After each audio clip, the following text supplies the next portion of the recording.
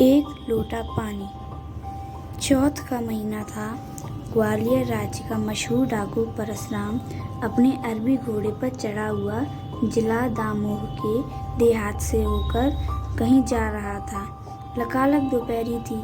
प्यास के कारण परशुराम का गला सूख रहा था। कोई तालाब, नदी या गांव दिखाई न देता था।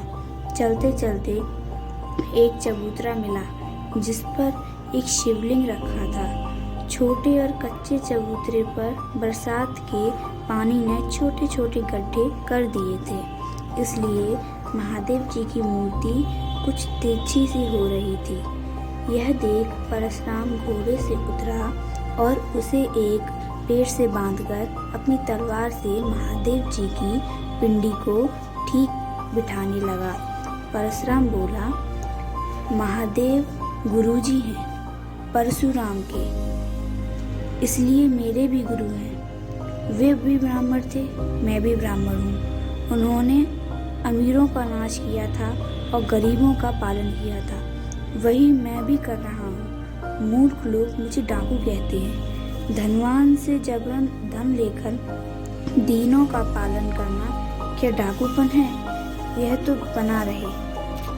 ग्वालियर राज्य ने मेरे लिए 5,000 का इनाम वारंट किया है और भारत सरकार ने 25,000 का।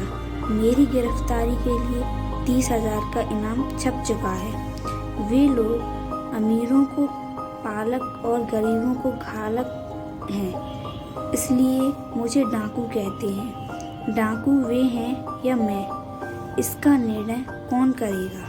खैर, कोई परवाह नहीं। जब तक शंकर गुरु का पंजा मेरे पीठ पर है, तब तक कोई परशुराम का गिरफ्तार नहीं कर सकता।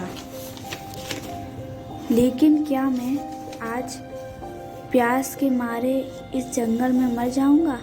मेरे 15 साथी जो पढ़े लिखे हैं, बहादुर हैं, अपने अपने अरबी घोड़ों पर मुझे खोज रहे होंगे। जब वे मुझे इस जंगल में मरा हुआ पाएंगे, तब वे नेत्रहीन होकर बड़े दुखी होंगे। बाबा गुरुदेव, क्या एक लोटा पानी के बिना आप मेरी जान ले लेंगे? तब तक एक बुढ़िया वहां आई। उसके हाथ में एक लोटा जल था और लोटे के ऊपर एक कटोरी थी जिसमें मिठाई रखी थी। परशुराम बोले, बूढ़ी माई, तुम कहाँ रहती हो? बुढ़िया बोली, थोड़ी दूर पर शेखपुर गांव है, बागों में बसा है, इसीलिए दिखाई नहीं देता। वहीं मेरा घर है। चाहती कि मैं आई हूँ बेटा। परशुराम बोले, यहाँ क्यों आई हो? चबूतरे पर पानी और मिठाई रखकर बुढ़िया बैठ गई और रोने लगी। परशुराम के समझाने पर उसने बताया, मौत के दिन पूरे करती हूँ। घर में एक लड़का था और बहू थी। मेरा बेटा बिहारी तुम्हारी ही उम्र का था। उसने एक चबूतरा बनवाया था और कहीं से लाकर उसने महादेव यहाँ रखे थे। रोजाना पूजा करता था। 5 साल इस गांव में कलमुही प्लेग आई। बेटा और बहू दोनों एक 10 साल की कन्या छोड़कर उड़ गए। दोनों के लिए मैं रह गई। जब से बेटा मरा, तब से मैं रोज एक लोटा पानी चढ़ा जाती हूँ और रो जाती हूँ।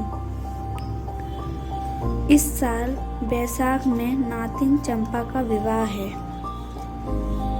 घर में कुछ नहीं है, न जाने कैसे महादेव बाबा चंपा का विवाह करेंगे। परशुराम बोले, महादेव बाबा चंपा का विवाह खूब करेंगे। तुम यह पानी मुझे पिला दो, बड़ी प्यास लगी है।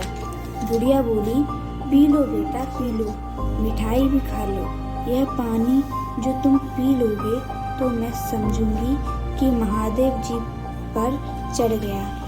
आत्मा से परमात्मा, मैं फिर भी चढ़ा जाऊंगी। पी लो बेटा, पी लो, पहले ये मिठाई खा लो। आगे की कहानी आप लोग का सुनिएगा।